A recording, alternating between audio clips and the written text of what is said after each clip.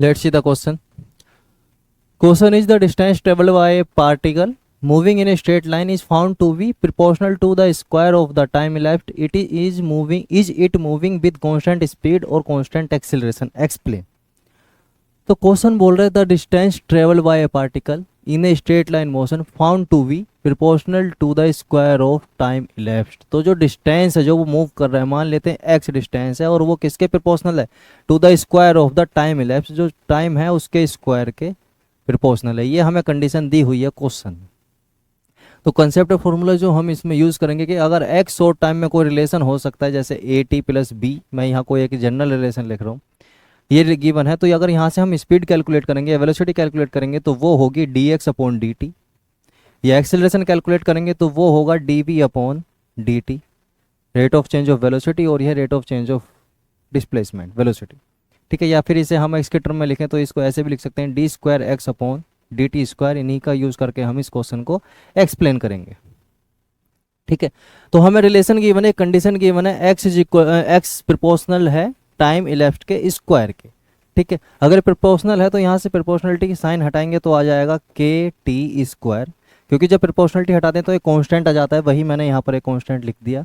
अगर मैं यहाँ पर, अब हमें किसके बारे में कमेंट करना है? स्पीड और एक्सीलरेशन। ठीक है, तो स्पीड निकालेंगे v is equal to D X upon D T. तो इसका डिफ्रेंशिएट करेंगे तो के ऐसे रहेगा कांस्टेंट है, और टी का डिफ्रेंशिएशन हो जाएगा 2t। तो ये आ जाएगा अपने पास 2k t।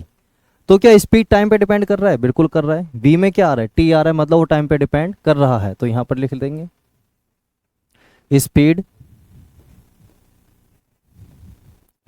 Depends on time. तो उसने यही पूछा था, is it moving with constant speed? नहीं, कांस्टेंट स्पीड से वो मूव नहीं कर रहा है। वो किस पे डिपेंड कर रहा है? टाइम पे। जैसे जैसे टाइम बढ़ेगा वैसे वैसे ही उसकी स्पीड बढ़ेगी। मान लो T is equal to 1 second तो क्या आएगा? 2k। T is equal to 2 second तो क्या आ जाएगा? 4k। T is equal to 3 second तो क्या आ जाएगा? 6k। मतलब जो स्पीड है वो टाइम के साथ इंक्रीज कर रही है, वो कांस्टेंट नहीं है। तो यहाँ पर हम कमेंट कर सकते हैं कि जो मूव कर रहा है वो कांस्टेंट स्पीड से मूव नहीं कर रहा। अब एक्सेलरेशन के बारे में कमेंट करते हैं कि कांस्टेंट एक्सेलरेशन है या नहीं है। अब जब हमें बी मिल गया तो हम एक्सेलरेशन बता सकते हैं। A is equal to D V upon T T. ठीक है, तो इसका डिफरेंशिएशन करेंगे तो टी का डिफरेंशिएशन 1 हो जाएगा, बचेगा कि अपने पास 2k। और k हम पहले ही क्या मान के चले हैं? कांस्टेंट, क्योंकि प्रोपोर्शनली हटा के हमने k चूज किया था, मतलब वो क्या था? कांस्टेंट था। तो एक्सेलरेशन कैसा आया? कांस्टेंट, मतलब वो टाइम पे डिपेंड नहीं कर रहा है। तो हम बोल सकते हैं कि कांस्टेंट एक्सेलरेशन तो है पर कांस्टेंट स्पीड नहीं है। तो लिख सकते हैं हम स्पीड इज नॉट कांस्टेंट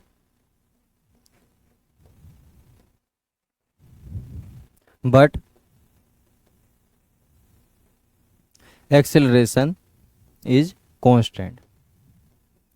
यही हमें बताना था।